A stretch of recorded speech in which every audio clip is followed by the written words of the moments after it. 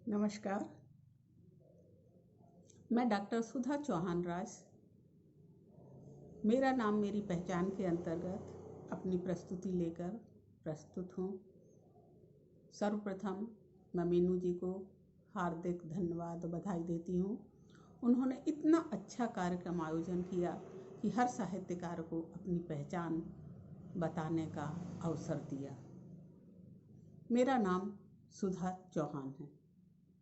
स्वाभाविक है, नाम माता पिता ने ही रखा होगा।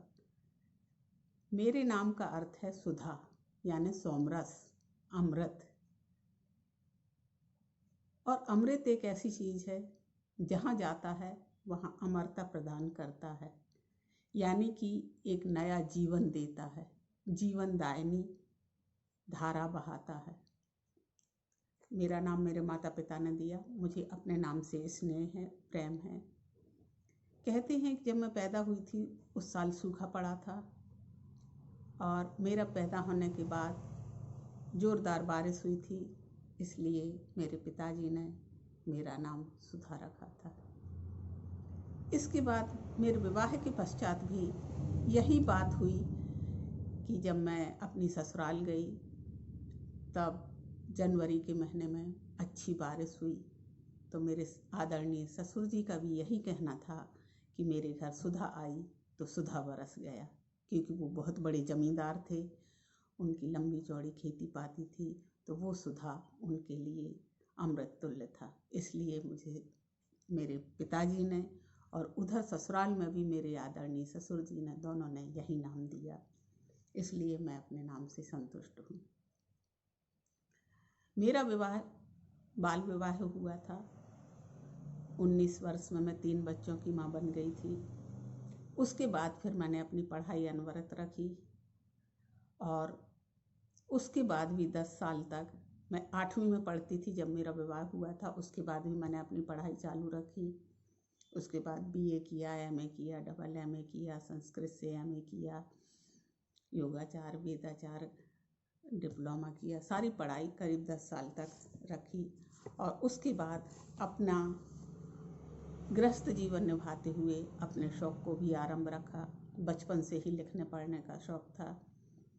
2007 में जब मैं पहली बार अमेरिका गई अपने बेटे के पास, तो वहाँ पर मेरी मुलाकात गीता इंटरनेशनल सोसाइटी के अध्यक्ष मिस्टर राम प्रसाद जी से हुई।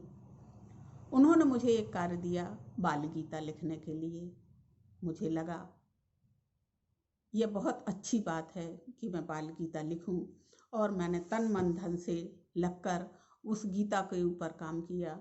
उस दौरान उद्धव गीता और मलयालम गीता, बाल गंगाधर तिलक की गीता, बहुत सी गीताएं पढ़ी और सबसे अच्छी गीता मुझे आदरणीय राम सुखदास जी की लगी, जिन्होंने साधक संजीवनी के नाम से उस गीता को लिखा है।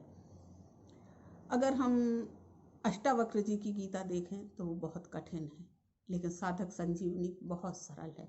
उस दौरान मैंने अपनी पहली पुस्तक 2011 में बाल गीता लिखी, जो बच्चों के लिए सरल सहज भाषा में है, और इसका इंग्लिश अनुवाद अमेरिका में हुआ। अभी तक इसके 7 संस्करण आ गए हैं। समय प्रकाशन ने पहली बार इस पुस्तक को छापा था, उसके बाद यह पुस्तक 2 बार दूसरी जगह से छपी। फिर इस पुस्तक को कुरुक्षेत्र वाले ने, शिक्षा भारती संस्थान ने बच्चों को पढ़ाने के लिए ले लिया है, कोर्स में लगाने के लिए। तीसरी बार यह पुस्तक उधर से कुरुक्षेत्र से भी छपी है और आज बच्चे इसको पढ़ रहे हैं। और मैं अपनी ओर से इस पुस्तक की 5000 कापियाँ छपवा कर वितरित कर चुकी हूँ बच्चों के लिए। तो ये मेरी पहली पुस्तक थी और जिसके लिए जो है मैं बहुत खुश थी। मेरी दूसरी पुस्तक, वो भी बच्चों के लिए, मैं ज़्यादातर बच्चों के लिए लिखती हूँ, तो मेरी दूसरी पुस्तक सर्वोच्च सफलता के 7 कदम, जिसके 1 साल में ही 4था संस्करण आ गया था। यह प्रोग्रेसिव थिंकिंग को लेकर पुस्तक लिखी गई है, जो मोटिवेशन पर आधारित है। इंसान का भाग दूर तक लंबी सड़क की तरह पसरा हुआ है, बस उस पर चलने की देर है। इसी तरह के मोटिवेशन को लेकर ये पुस्तक लिखी गई थी। इसका भी इंग्लिश अनुवाद अमेरिका में हुआ है और यह मेरी दूसरी पुस्तक थी। 1 साल में इसका भी चौथा संस्करण आ गया था। उसके बाद फिर मैंने बच्चों के, ये फिर 7वें संस्करण की ये पुस्तक है। फिर बच्चों के लिए मैंने पुस्तक लिखी, उसमें सच्ची मित्रता, यह बाल कहानी है जो बच्चों को लेकर लिखी गई है। उसके बाद खरगोश की चतुराई, यह भी एक बच्चों के लिए लिखी गई बाल कहानी है।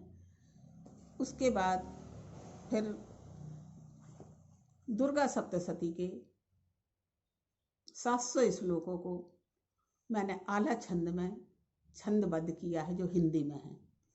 हिंदी में ही यह सारी लिखी गई है और बहुत सरल मैंने अपने तरफ से कुछ नहीं जोड़ा है। जो संस्कृत के 700 श्लोक हैं सप्तशती के, उन्हीं को मैंने आला खंड की चौपाई में लिख दिया है, जो पढ़ने वालों के लिए सरल सहज हो गई है और अर्थ भी आराम से समझ में आता है।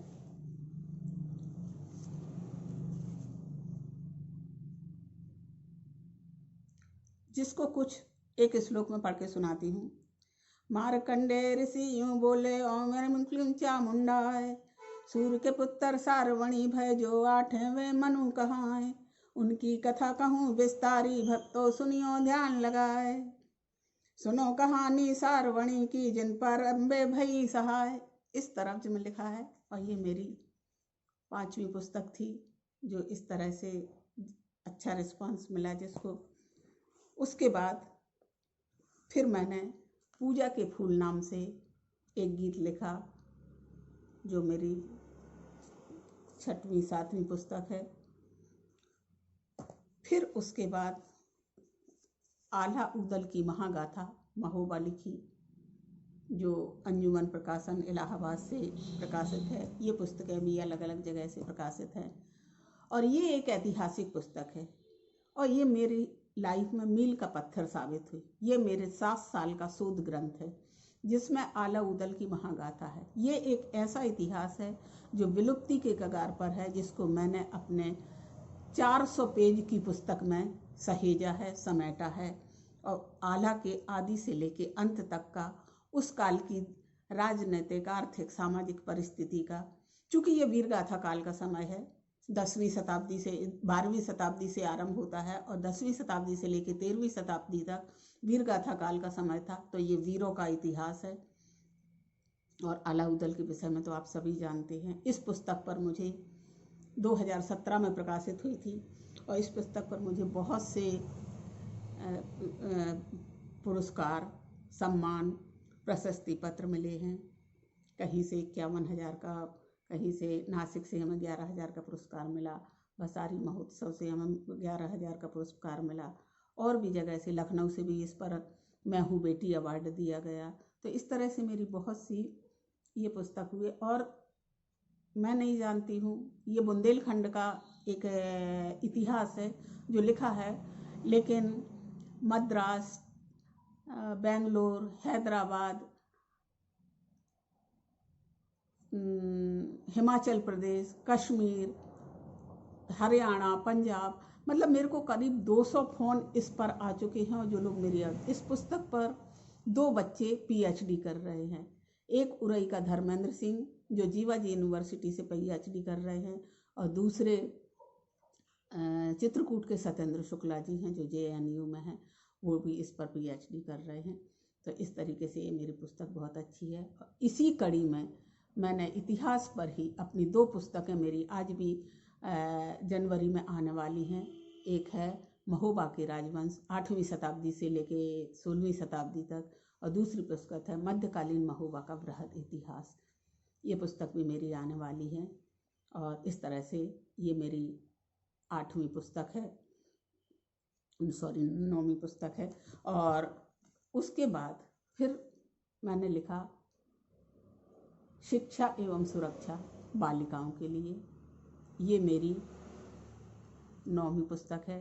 मेरी 10वीं पुस्तक भोर की उजास उपन्यास है, जो आने वाला है। मेरी इस पुस्तक में बच्चियों के लिए गुड टच, बैड टच से लेकर जो भी समस्याएं होती हैं, जो भी परेशानियां होती हैं, ये पुस्तक पूरी 100 पेज की है। अलग अलग तरीके से जो है लिखी गई है। बच्चियों को लेकर सारी जो अवधारणाएं होती हैं, जो समस्याएं होती हैं, जो शंकाएं होती हैं, वो सभी हमने इसमें निवारण की है। ये मेरी पुस्तक है। अभी इसके अलावा मैं मेरी अनेक पत्र पत्रिकाओं में छपती रहते हैं लेख, कहानी, लघु कथा संग्रह। अभी दिल्ली से इंडिया मीडिया वालों की जो मीडिया और हिंदी है वह पुस्तक है। इसमें मेरा एक लेख लगा हुआ है जो दिल्ली से शोध ग्रंथ निकलता है, उस पर है ये। इसके अलावा भी मुझे करीब देश के विभिन्न भागों से अनेकों सम्मान प्राप्त हो चुके हैं। करीब मुझे 70 के आसपास सम्मान मिल चुके हैं। सैन फ्रांसिस्को से मेरी पुस्तक के ऊपर मुझे बेस्ट राइटर का अवार्ड अमेरिका से भी मिला हुआ है। इसी तरह से मैं अपनी साहित्य साधना में लगी रहती हूँ और मेरी 10 पुस्तकें अब तक कंप्लीट हो चुकी हैं और 2 पुस्तक आने वाली हैं।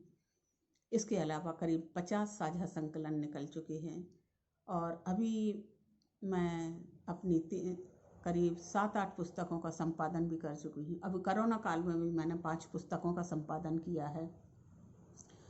प्रेरणा और रणवीर, गीतांजलि, छायांकन, पुरस्कृत, इस तरह से इन पुस्तकों का भी संपादन किया हुआ है मैंने। इसी तरह से यही मेरा एक छोटा सा परिचय है जिसको लेकर मैं आप सबके समक्ष प्रस्तुत हूँ, आप सबके सामने रूबरू हुई हूँ। और मुझे लगता है अब मेरा समय पर्याप्त हो गया है, इसलिए मैं आप सबको नमन करती हूँ और अपना